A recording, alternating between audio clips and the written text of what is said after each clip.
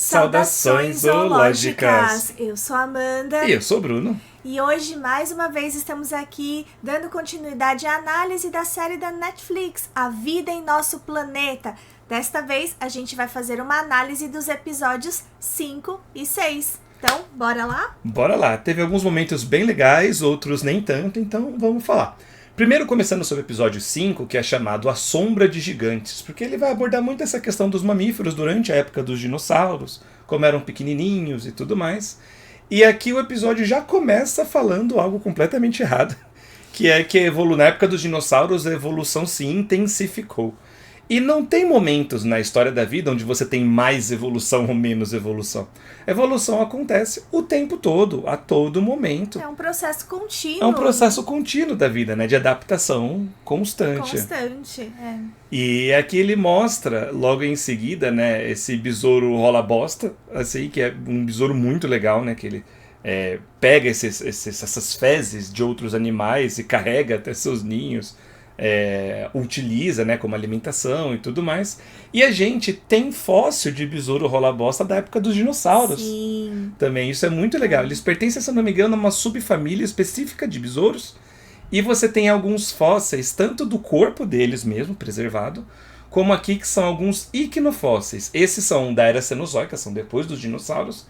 Mas você tem algumas fezes fossilizadas aqui e você vê as marquinhas dos besouros no meio das fezes. É muito legal. E tem um outro besouro que eu lembrei, não é um besouro rola-bosta, mas que eu achei incrível aqui também, que é esse besourinho aqui, que ele não é um besouro rola-bosta, mas ele foi descrito dentro de uma bosta. Dentro das fezes de um dinossauro. Ele é lá do Triássico, não lembro de onde exatamente, mas o pessoal foi fazer um CT scan, né, um escaneamento dele, e o bicho estava perfeitamente preservado. Impressionante. Dentro das fezes. Incrível, né? O dinossauro comeu ele e depois ele saiu inteirinho, né? Não digeriu muito ele, né? E aí a gente tem uma parte do documentário falando sobre a fragmentação da Pangeia. E só que mostra essa faixa aqui, né, de fragmentação, de erupção, muito grande, assim, como se fosse tudo no planeta todo de uma só vez. A Pangeia inteira quebrando de uma vez, assim. Se quebrou de uma vez ali na era Mesozoica. E não foi assim, né? Foi um processo mais lento, mais contínuo. Mas aqui, nossa, de repente, opa, quebrou a Pangeia. Não foi bem assim, né? Mas, de qualquer maneira, como consequência dessa fragmentação da Pangeia, a gente teve a formação de novos ambientes, né? Muito ilhas, né? Ele comenta, ambientes insulares. Conforme vai abrindo e afastando os continentes, a água vai invadindo e formando novos oceanos ali no meio também. Sim, né? Isso é muito legal, né? É um ponto legal da série que vai mostrando também essa transformação do planeta, essa transformação geológica mesmo. Então, isso é bacana. Legal de ter mostrado também. Aí a gente começa nos dinossauros, começa num dinossauro bem clássico, mas que fazia tempo que não aparecia, né, na cultura pop, que é o Diplodocus. Assim, teve um destaque bem legal aqui. Eles eram dinossauros saurópodes, né, pescoçudos, e ao contrário dos braquiossauros, por exemplo, que tinham um pescoço mais elevado, eles tinham um pescoço mais horizontal mesmo. E aí mostrou duas estratégias diferentes de defesa, né? Os adultos se defendendo dando rabadas aqui na cara de um alossauro. O que faz muito sentido, O que faz muito sentido, é a principal hipótese que a gente tem, porque os diplodocídeos eles tinham caudas muito alongadas, e uma das hipóteses era justamente servir como um chicote, enquanto que os filhotes não adianta, né? Não vai dar uma rabadinha, não vai fazer nada contra o alossauro. Então a defesa do bicho é ficar abaixado e não se mexer o menos possível para evitar ser visto. Então aqui um comportamento bem legal que foi mostrado. Bem bacana. E aí quem tá perseguindo eles são é um alossauro, né? E aí mais uma vez um bicho que era muito representado na cultura pop, isso no comecinho da história dos dinossauros no cinema. A gente tem até um vídeo aqui sobre a história dos dinossauros no cinema. E ele era então um predador, um dinossauro predador que aparecia muito ali nesse começo de representações. E aí depois ele sumiu, né? Depois substituíram de vez pelo Tiranossauro Rex.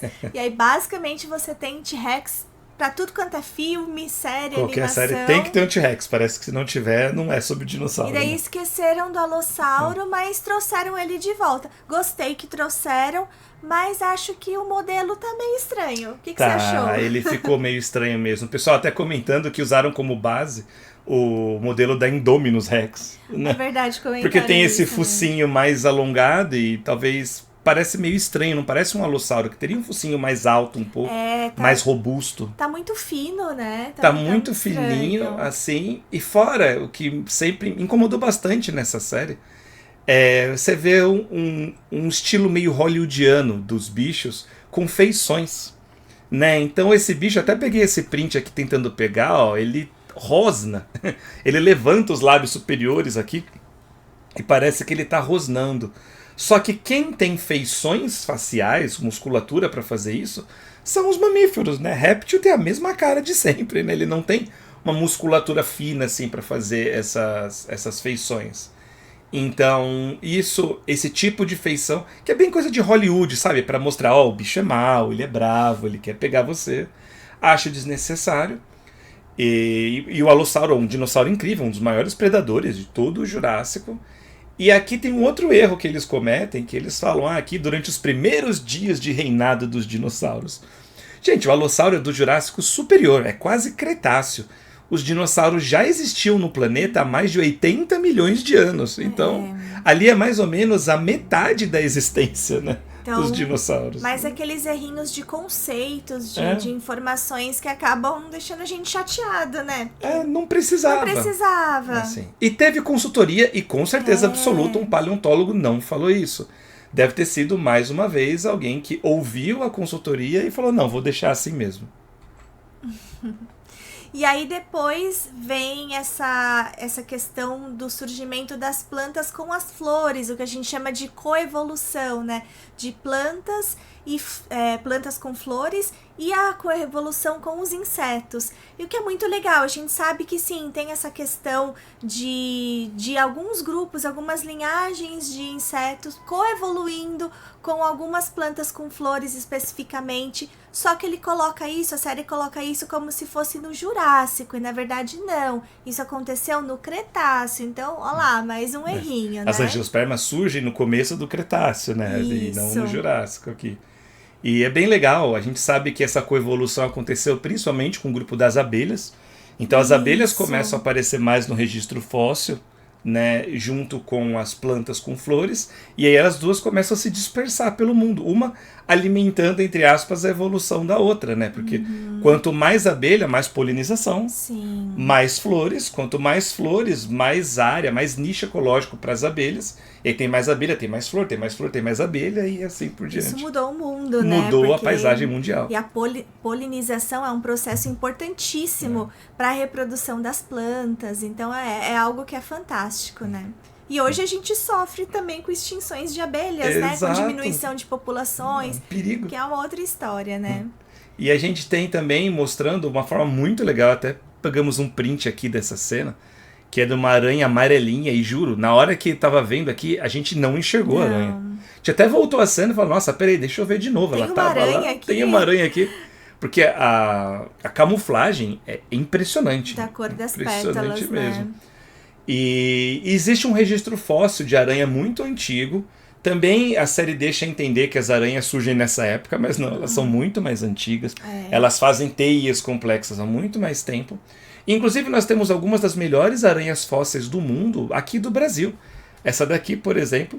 Perfeita, gente, essa aranha fóssil. Maravilhosa. Maravilhosa, incrível, né? Olha isso aqui, o segmento. Isso aqui é uma aranha da época dos dinossauros. Perfeita. Tem 100 milhões de anos, mais ou menos. Essa daqui, então. Impressionante. E ela, curiosamente, ela lá da Chapada do Araripe, né, um lugar que tem muitos fósseis, ela foi batizada como Cretapalpus vitari, em homenagem à cantora Pablo Vittar. E esse fóssil ele é bem legal também porque ele estava traficado para fora do Brasil e ele voltou para cá recentemente. Foi mais um fóssil que foi repatriado. O pessoal ficou muito falando do Bira, né, do Birajara jubatus, mas tem outros fósseis que também foram repatriados. E aí a série vem falando agora um pouco de cuidado parental de dinossauros com deinônicos. A gente viu muito do cuidado parental em Prehistoric Planet, né, na série lá da Apple TV Plus. E agora a gente está vendo aqui também nessa espécie de deinônicos. Então a gente viu que tem esse dimorfismo, né, entre juvenis e adultos, então eles são diferentes. Pouca coisa, né? Diferente. Pouca coisa, mas uma coisa que chamou a atenção da gente é que ele tava com os braços muito abertos, assim, o tempo todo os braços muito abertos. Parecia, né, que tava com o sovaco assado, sabe? Não podia encostar assim. Assim, detalhe, né? Coisa assim, detalhe que a gente reparou. Porque normalmente você vê, por exemplo, ave caçando, né, ave terrestre, assim, fica com as asas recolhidas, e aí quando tá chegando perto, né, você pode abrir e tal, mas o bicho tava andando o tempo todo com os braços abertos. Parece a gente quando quer andar devagar e estica os bracinhos, assim. Então me pareceu algo meio não natural. Mas é bem legal ver cuidado parental sendo representado, né? Sempre muito legal, até porque os dinossauros são arcossauros, e arcossauros cuidam dos seus filhotes. Sim. Né, ao contrário de os lepidossauros, que normalmente, como cobras e lagartos, normalmente não têm cuidado parental. Aqui nos arcossauros, normalmente eles têm. E aí é interessante que mostra os deinônicos, também outro dinossauro clássico, né, conhecido há muito tempo, mas que fazia tempo que não aparecia na cultura pop, então foi bem legal ter aparecido. Mas eles perseguindo um dinossauro novo, que eu não conhecia ainda, que é o Arkansauros, do Arkansas, por isso do nome, que ele é um ornitomimossauro. O ornitomimus é um dinossauro que dá nome ao grupo e significa imitador de ave, de avestruz, aliás. Ornitomimus não, é de ave, né? Ave. Tem um outro que é imitador de avestruz. Mas são animais que eram muito parecidos com avestruzes, né? Em tamanho, corpo estilo alto, de vida. Esguio, veloz. Muito veloz. Né? Pernas compridas. Pegando tudo isso. E a gente acha que esse bicho não teria perdido a corrida em campo aberto para os deinônicos. Eles deviam ter colocado os deinônicos se aproximando e meio que cercando o animal, aí sim.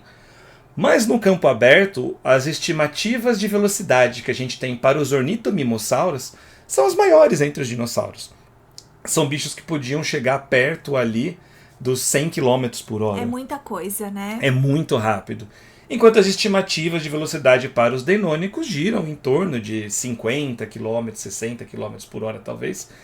Então o bicho é consideravelmente mais rápido, a não ser que fosse um idoso, doente, alguma coisa assim. Que pode ser também, né? Pode ser, mas eles não deixaram isso meio claro. E a outra coisa foi que no abate, né, os deinônicos atacam e eles seguram com a garra, né, tentando abater dando golpes com a garra. E nas hipóteses mais recentes, a gente sabe que essas garras, o Nathan até comentou bastante, o Nathan que é o consultor nosso sempre para esses vídeos, ele é especialista dos dinossauros raptores, ele comenta que as garras, né, em forma de foice eram mais utilizadas para segurar presas no chão, parecido com o que fazem hoje em dia as aves de rapina, por exemplo. E presas de menor porte, então talvez um bicho desse tamanho, eles atacassem mais com mordidas mesmo. Depois a série muda um pouco para os bichos atuais, naquele vai e volta, né? A série tem falado bastante de insetos, o que é legal, às vezes foge um pouquinho de contexto, né? Mas essas cenas que a série mostrou nesse momento, que é uma batalha, uma guerra entre formigas e cupins, a gente achou sensacional e a gente ficou muito chocado com essa guerra aí desses insetos, né? É muito violento, né? É muito violento, então você tem ali 2 insetos que vivem em sociedades, cada qual ali no seu ambiente, com as suas funções, mas a gente vê ali um grupo de formigas atacando um cupinzeiro e sendo extremamente violentas, né? Os bichos sendo desmembrados, arrancado perna.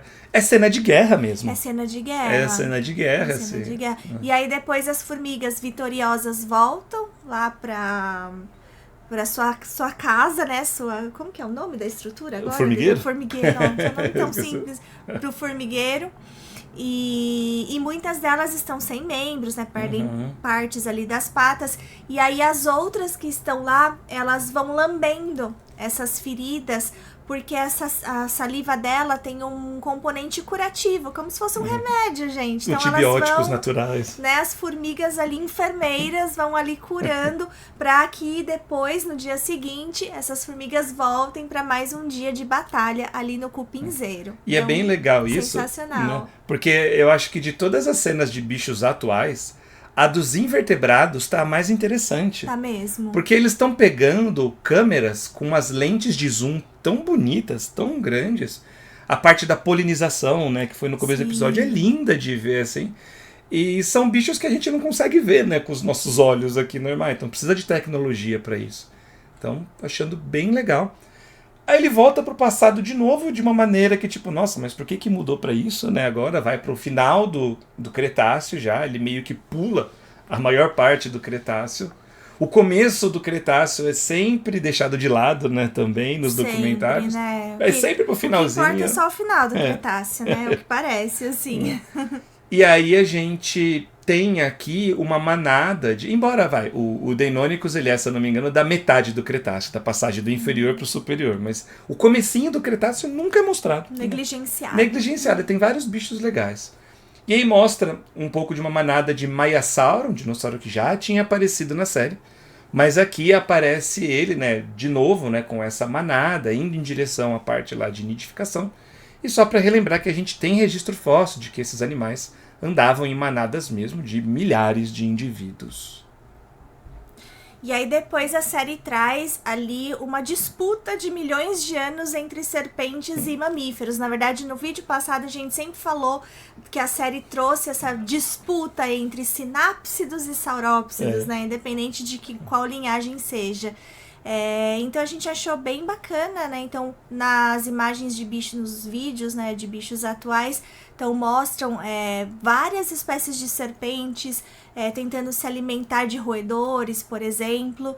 Só que a gente já teve no passado serpentes também se alimentando de outros répteis, né? Até de dinossauros. Olha só que interessante. Como é o caso dessa daqui, né? Sanaja indicus, uma cobra fóssil lá do final do Cretáceo também, da Índia, que foi encontrada associada junto com um ninho de dinossauro saurópodes. Ela estava muito possivelmente atacando esse dinossauro, os filhotes desse dinossauro, quando uma avalanche vem e acaba cobrindo ali, acaba soterrando a cobra, os filhotes, e meio que preservou todos juntos. Então, bem legal, é um fóssil incrível também, foi descoberto.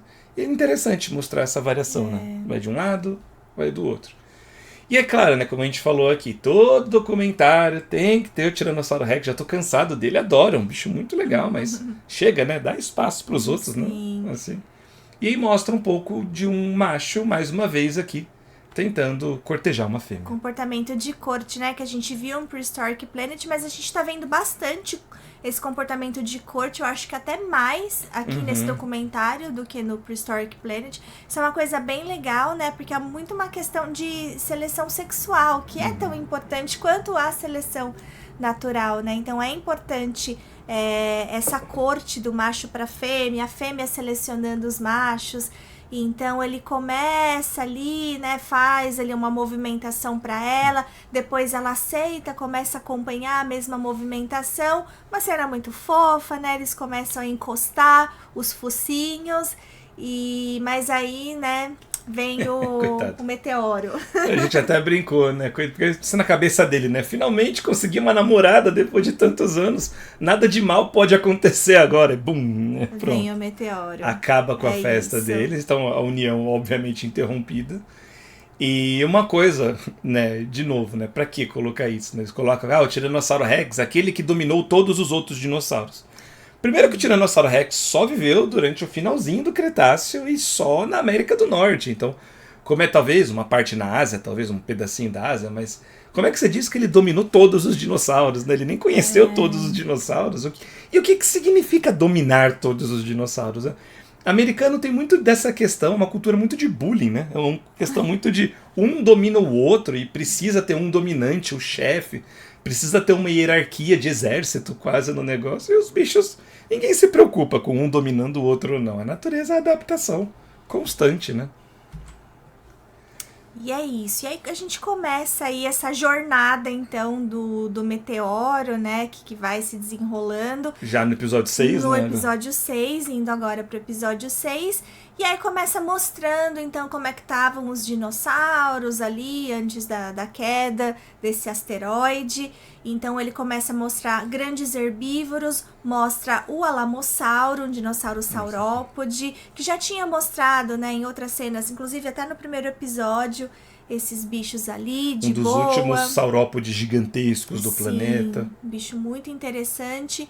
E aí mostra também um Edmontosaurus, que o pessoal achou bem parecido com a Maiasaura, né? É. Não só o modelo, mas também os hábitos, né? Então ele tá ali, as fêmeas cuidando dos filhotes, dos ninhos. É um aglomerado, né? Enorme, vários ninhos, vários indivíduos. Parece que eles só colocaram a crista na cabeça, mudou um pouquinho o resto. E o mesmo comportamento. E aproveitou quase o mesmo CG, assim. Quase o mesmo CG, inclusive delas alimentando seus filhotes Igualzinho, da mesma maneira que a Maiasaura fez. Então realmente ficou muito na cara que foi aproveitado, né, a mesma coisa. O ali. orçamento baixo, né? É. E aí mostra também um bicho que é muito estranho ter mostrado, que esse plesiosauro aqui não é um mosasauro, isso aqui é um plesiosauro. Existiam ainda plesiosauros no finalzinho do Cretáceo, né, há 66 milhões de anos, mas pelo que mostrou aqui, isso aqui me pareceu muito um pliosauroide. Teve gente que até comentou isso em outros, né, pelas proporções corporais, parece um pliosauroide. Talvez se não fosse isso, podia ser um policotilídeo, um outro tipo de plesiosauro também, que é um pouquinho parecido, mas parece muito mais um pliosauroide. Mas de qualquer jeito, esses plesiosauros não sobreviveram até o final do Cretáceo. Então eles podiam ter aproveitado a chance e mostrado um mosasauro aqui, que teria sobrevivido, e não precisava fazer grandes alterações no modelo, né? Dava para ter pegado só um pouquinho ali, alterado. Mas não, eles colocaram outro plesiosauro que nem existia provavelmente nessa época mais um furo de roteiro aqui. Sim. Mas finalmente, então, vem a catástrofe, né? O evento KT, o asteroide que causou a extinção dos grandes dinossauros e outros répteis e muitos outros animais que viviam ali naquela época. E a gente já tinha visto um pouquinho da demonstração, né, dessa extinção no primeiro episódio, a gente já achou bacana. E eu até tinha comentado lá, que pena que eles não mostraram todas as fases do que aconteceu e tal. Espero que apareça de novo. Dito e feito. Dito e feito. Apareceu de novo. Apareceu muito bem representado com todas as etapas, as principais etapas, a sequência de eventos. E um dos pontos muito positivos dessa série foi justamente essa questão das extinções, das mudanças climáticas, das mudanças de paisagens, e isso influenciando a adaptação, a evolução dos animais. Então isso foi fantástico. Já que eles se propuseram a mostrar as principais extinções em massa que o nosso planeta já sofreu, que foram 5, eles mostraram 4, né? Ficou faltando a do Triássico. A do Triássico. A gente não sabe por que pulou ela. Porque ele vai pro Triássico, depois ele pula. Ele mostrou a do Ordoviciano, a do Devoniano. Mas faltou a do Triássico. Permiano, né? Aí pulou do Triássico. E aí foi pra essa do Cretácico. Mas tudo bem, só um comentário aqui, né? Porque se são grandes 5 extinções, mostrou 4, por que não mostrou, Por que não mostrou, né, todas, então, né? Mas tudo bem. Então, essa que a gente tá mostrando aqui é a fase 1, então, que é a queda do asteroide em si, e depois essa vaporização e onda de choque que atingiu o planeta naquela região. Então a gente achou essa cena, essa sequência de eventos, simplesmente a melhor representação da queda desse asteroide já feita. Assim, então fiquei muito satisfeito em ver tudo isso, né? Depois dessa fase vem os tsunamis, né, causados, eles dizem aqui, só pelos terremotos que foram causados no planeta, e tivemos vários terremotos. Mas não foi só isso. A própria queda do asteroide, como ela cai ali, parte no oceano, ele levanta uma onda gigantesca, que estima-se que, nas maiores delas, pudessem ter chegado a 10 quilômetros de altura. Cara, já pensou? Uma onda que cobre o Everest. Absurdo, coisa absurda, né? assim. Absurdo. E isso vem causando os tsunamis, enxurradas, né, no mundo todo. Aqui mostra os dinossauros, mesmo os saurópodes gigantescos, extremamente pesados, sendo arrastados por esses tsunamis, né, por enxurradas. E é interessante que a gente tem evidência disso através de um tipo de rocha chamada de tsunamito, que são rochas que se formam durante eventos de tsunami. Porque você tem camadas aqui embaixo, né, que são mais em linhas normais, nas camadinhas, e depois uma camada toda revirada, com pedaços grandes de rocha e outras coisas, que é justamente um tsunami, uma onda grande, que vem remexendo muito ali o solo. Então, a gente encontra tsunamitos em vários locais do mundo, nessa cidade. E aí depois, uma outra coisa muito interessante que aconteceu e que a gente não vê representado é que quando teve essa colisão do asteroide, você teve vários fragmentos que foram ejetados. Só que depois, por conta da gravidade do planeta Terra, esses fragmentos que foram ejetados, eles reentraram na atmosfera do planeta Terra. E aí eles vieram incandescentes, né, flamejantes, e causaram essa reentrância na nossa atmosfera como se fosse uma chuva mesmo. E aí, como estavam incandescentes, eles levaram a enormes incêndios que se espalharam por muitos lugares, elevando aí a temperatura global. E aí mostrou uma cena muito triste, assim, que deixou a gente, mais triste, nossa, com os olhos assim bem marejados, que foi a morte, né, desses edmontossauros com seus filhotes, por conta dessa alta temperatura, né? Os bichos sendo cozinhados vivos, né? Cozinhados vivos. Isso foi muito triste, assim, mostrou a agonia. Depois mostrou uma mãe ali cobrindo os filhotes, assim, nossa, realmente a lágrima formou aqui. E eles falam, né, que deu 400 graus, mas na verdade as estimativas, a última vez que eu tinha visto, seria tipo de 150 graus. Então, o que é pior ainda, né? Porque 400 graus meio que tipo te mataria de uma vez. Já torra na hora, 150 dá tempo de viver um pouquinho ainda antes de morrer, né? Então, agonizando coitada mais, dos bichos.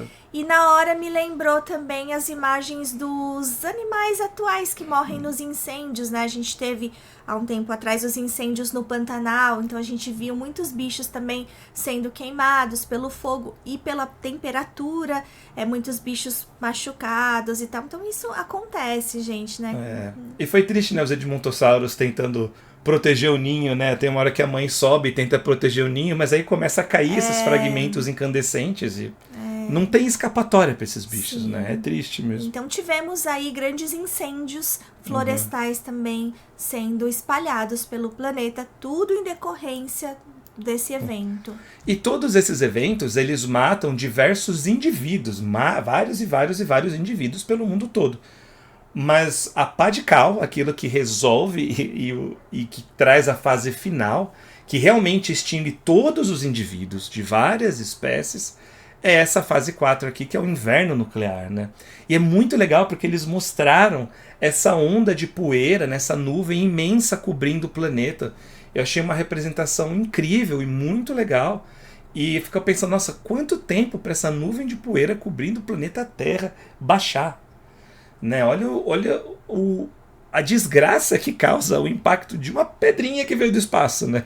Sim. E ela é pequena, né? Assim, comparado com o resto do planeta, ela só tinha 10 quilômetros, mas comparado com o tamanho do planeta não é nada. E olha o estrago que ela causa. Sim. Então aqui ela mostra ela realmente extinguindo as espécies, porque com essa cobertura, assim, os poucos que sobreviveram têm a sua cadeia alimentar quebrada, porque com pouca luz do sol entrando por conta da nuvem de poeira, muitas plantas morrem. Sem muitas plantas, os herbívoros morrem, porque não tem o que comer. Sem os herbívoros, os carnívoros padecem. E é uma reação em cadeia. Uma reação em cadeia, né? E aí a série coloca tudo isso num dia só, que é um exagero tremendo, né? Essa nuvem de poeira ficou por anos e anos aqui cobrindo o planeta. Ela foi aos poucos, né? Se espalhando e provocando essa extinção aí que demorou muito tempo para acontecer, né? Não foi que extinguiu tudo ao mesmo tempo. De uma vez. Então é bom a gente deixar isso claro, né?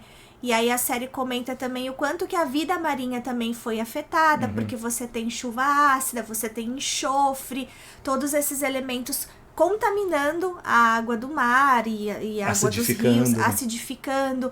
Então provavelmente muitos corais morreram também, muitos invertebrados marinhos. Então a vida marinha padeceu demais também. Meus queridos mosassauros morreram. Foram também, se foram. Mas muitos sobreviveram também. E mais uma vez a série coloca, né, a sobrevivência no mar profundo. Porque aí você teve tanto bicho morrendo, porque na era mesozoica o mar estava fervilhando de vida, né? Só que como muitos bichos morreram, então todas essas carcaças foram se depositando no fundo e isso virou alimento riquíssimo, né? Para os bichos do fundo. O iFood do mar profundo, né? Olha, de repente tá chovendo comida. Começou a chegar comida. Nunca vem comida, agora tá caindo um monte, né? E aí eles falam desses bichos que são os scavengers, né? Eles comem as carcaças, então tem tubarões, muitos crustáceos, né? Caranguejos. E é isso aí mesmo, o mar né? profundo, mais uma vez, ajudando a salvar a vida. Sim. No planeta. E aí depois mostra quem sobreviveu a esse processo, né? E é muito legal, eles batem na tecla de quem sobrevive são os animais de pequeno porte no primeiro momento. E as estimativas que a gente tem é que só os animais com menos de 50 quilos sobreviveram. Além disso, sobreviveram principalmente os animais que tinham hábitos que auxiliaram nesse processo de sobrevivência. Por exemplo, quem se enterrava, quem entrava em tocas, em cavernas, quem tinha hábito semiaquático, porque aí o ar aqui está a 150 graus, o bicho entra na água, a água está um pouquinho mais quente, mas ainda não vai te cozinhar vivo. Isso, Então... e aí ele mostra muito dos insetos, né, que sobreviveram, anfíbios, os mamíferos, que nessa época eram pequenos, né, e então tem essa questão também, que os bichos que são menores, que comem menos, não precisam de grande matéria também para se alimentar, então tem essa questão de tamanho e de modo de vida, e aí isso acabou favorecendo a sobrevivência de alguns grupos específicos. E aí depois a série do nada volta pro Jurássico, né? Assim, mais uma vez, confuso. Mas é pra falar das aves, Mas né? pra falar da origem das aves, que aí sim acontece no Jurássico, né? Então, ela vai particularmente pro Jurássico da China, que é uma coisa bem interessante, né? A China não era muito representada na paleontologia, nos documentários paleontológicos antigamente, porque você não conhecia muita coisa. Sim. Mas nos últimos 20, 30 anos, a paleontologia foi revolucionada pela China. Quase todos os grandes fósseis descobertos hoje, quase tudo vem da China, né? Sim. E eles mostram dois bichos bem interessantes, o Sinraptor, que é um alossauroide, e o Anchiornis, que é um dinossauro terópode, que de acordo com as análises mais modernas já pertence ao clado que a gente chama de Aviale, que é o grupo das aves. Sim. Então ele estaria aqui num grupo que é a primeira linhagem de aves primitivas a se formar. Sim, então esse episódio ele começa com essa questão da extinção dos grandes dinossauros, mas aí ele vai para essa questão de que nem todos os dinossauros foram extintos. Então a partir de então ele dá continuidade a falar dos dinossauros, mas dessa vez mostrando animais desse grupo aqui em particular, que são as aves. E duas coisas bem legais da Anchiornis, uma é em relação à coloração, que é uma coloração muito bem representada, né? Então, ali no topo da cabeça, uma coloração mais alaranjada, e aí no resto do corpo, essa coloração um pouquinho mais preto clara, e branco, assim. né? Acinzentada, vamos assim dizer, né? Mas não colorida, assim. E isso é algo que faz sentido, porque os fósseis desse bicho preservam ali estruturas que a gente consegue saber a cor, né? Inferir a cor, os pigmentos daquele animal. Então isso é feito com base em ciência, né? Sabe? Em base no que a gente sabe sobre esses animais. E aí o pessoal falou, achei meio feio e tal, né? Mas na verdade mas era assim. A coloração que a gente tem nas partes fósseis preservadas indicava que a cor da cabeça era diferente do resto do corpo, sugerindo cores mais ou menos assim. Sim. Então é bem legal, né? E o Anchiornis e o Sinraptor, eles não vêm de uma mesma formação geológica, Sim. mas elas são cronocorrelatas, né? Que significa que elas são da mesma idade. Uma no nordeste da China, outra no noroeste da China. Sim. Então, provavelmente, os bichos chegaram, sim, a conviver. Então, isso foi legal. E na série mostra o Anchiornis planando. Super bonitinho. Mas existe um estudo que aponta que provavelmente o bicho já tinha um voo ativo mesmo, né? Já podia voar meio desengonçado, talvez igual uma galinha, né? A galinha voa, só não gosta de voar. Mas talvez o bicho já tinha algum tipo de voo ativo. Um pouquinho mais ativo, né? E não só, entre aspas, planava. Então, pode ser que esses bichos eram um pouquinho mais avançados do que a gente achava. E aí a gente vem para os dinossauros que estão vivos até hoje, né? Que são as aves. E é legal que eles mostram uma seleção de diferentes comportamentos avianos, né? Então você tem a seleção sexual, até para comparar com aquela do Tiranossauro, né? Que é a dança dos flamingos, muito famosa, todos eles sincronizadinhos. É muito bonito de ver, Parece gente. um balé, né? É muito Impressionante, bonito, né? E mais uma vez a importância da seleção sexual, né? Então daqui pra frente a série faz essa homenagem para as aves, que são os dinossauros que estão aí conosco até hoje. Então ele fala dessa questão dessa seleção sexual, né? Excepcional ali nos flamingos, por exemplo. A série mostra a caça excepcional das corujas, mostrando uma coruja cinzenta maravilhosa, né? Bicho incrível. O bicho voa e não faz barulho, né? Voa e não faz barulho, é impressionante. E nessa cena ele mostra assim os mamíferos, né? Depois dessa extinção ali. Do Cretáceo, e eles ali meio que conseguindo sair, tendo mais espaço para se diversificar, mas as aves estavam se diversificando também, então os dinossauros continuaram sendo ameaças para os mamíferos, né? E a gente achou legal ter esse contexto também. Mostrando isso, e mostra também um pouco, muito legal ter mostrado o beija-flor, né? O bicho mimetizando insetos que param no ar. E legal ter mostrado a agressividade dos beija-flores, que o pessoal acha, nossa, ela é bonitinha, fofinha. E os beija-flores são extremamente territorialistas, extremamente agressivos, eles frequentemente matam uns aos outros na bicada. Por causa de uma flor. Por causa de uma flor. Pra pegar a melhor flor com o melhor néctar. Eles são realmente violentos, assim. Isso não dá nada, né? Porque o bicho pesa, alguns pesam 2 gramas, né? Mas é muito legal, bicho brabo, hein? Muito legal ter mostrado aqui também. E falando em ave, a gente vem para uma ave incrível, né? Que é a ave do terror. E mais uma vez a ave do terror. Só, pronto, acabou, né? Qual ave do terror, meu filho? Custa falar qual que é. Aí a gente fez uma estimativa aqui pelo Teosodon, que é esse camelídeo que mostra aqui, que ele foi descoberto na formação Santa Cruz, lá do Mioceno da Argentina. E a gente vê, então qual ave do terror foi encontrada na formação Santa Cruz? Às vezes tem uma só. Chegamos para ver, tem um monte de ave do terror.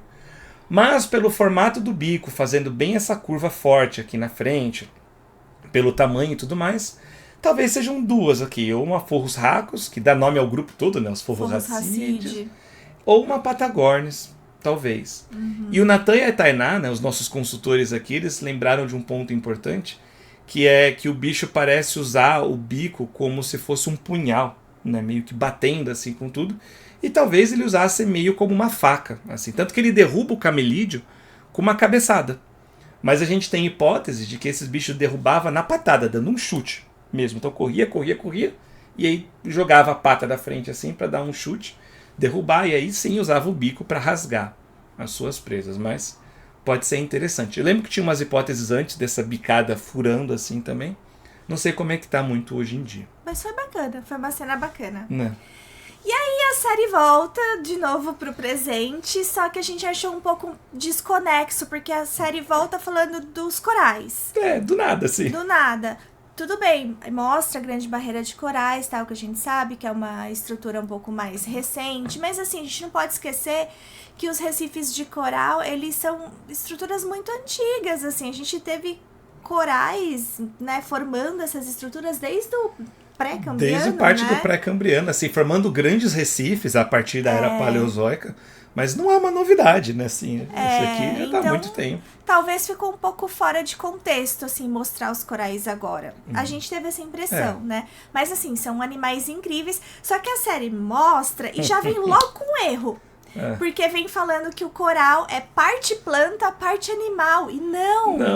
Gente, os corais são animais, são quinidários. O que acontece é que eles são animais que fazem uma associação com as zooxantelas, que nem plantas são, elas não são algas, elas são dinoflagelados, que é um outro grupo ali, mas não é planta, né? São organismos fotossintetizantes, são... Mas nem tudo que faz fotossíntese é planta. Tá?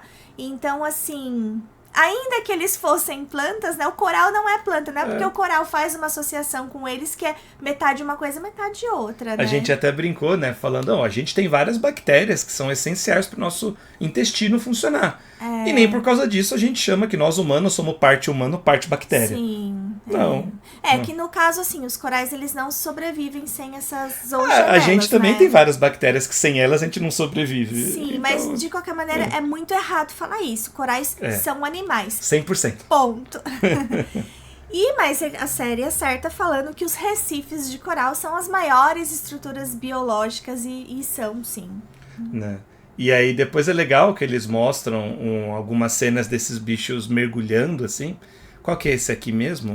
É um ganso patola. Aí a série volta a falar de aves. Aí volta a falar de aves do nada. Faz um parênteses nos corais, aí vamos voltar a falar de aves, porque na verdade esse episódio homenageia os dinossauros, né? Os extintos geral, e os atuais.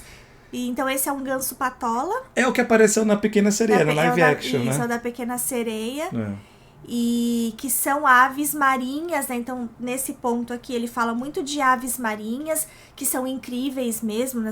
Possuem adaptações incríveis para ocupar também esse ambiente. E a gente não tinha dinossauros não avianos muito associados ao ambiente marinho. Tinha alguns praianos, assim, e tal. Mas hoje você tem dinossauros completamente associados ao ambiente marinho, como elas, os pinguins, por exemplo. Os pinguins, e aí é muito legal que ele fala das grandes agregações de aves, e realmente aves marinhas formam agregações imensas, né? Os pinguins, tem o pinguim imperador, que forma ali uma agregação imensa ali no meio da Antártica. Mas a série foca, né, em termos de pinguim, no pinguim de Galápagos, que é um pinguim bem interessante, porque é um pinguim que vive numa região equatorial, tropical, né? Não polar. Mas, enfim, aí depois mostra um pouco do iguana marinho, que é um animal fantástico também, tá? Mas também a gente achou um pouco fora de contexto. Então meio que o episódio parece que ele vai meio que misturando as coisas. Sabe, do tipo, eu não tenho o que colocar aqui. Então eu vou colocar isso aqui pra preencher e aí durar mais tempo. Então a série falha em algumas coisas, mas pra mim o grande ponto positivo desse episódio foi ter mostrado a sequência de eventos da extinção do final do Cretáceo, né? Evento KPG, foi bem legal. Essa representação ganhou um pouco a gente. Assim. Ganhou uns pontinhos aqui, recuperou. E se vocês quiserem saber o que a gente achou dos episódios 3 e 4, é só clicar no vídeo que está aparecendo aqui na tela. E nos vemos no próximo vídeo. Tchau! E gostaríamos de dedicar este vídeo a todos os nossos embaixadores e embaixadoras que nos ajudam muito a continuar criando conteúdo aqui no canal.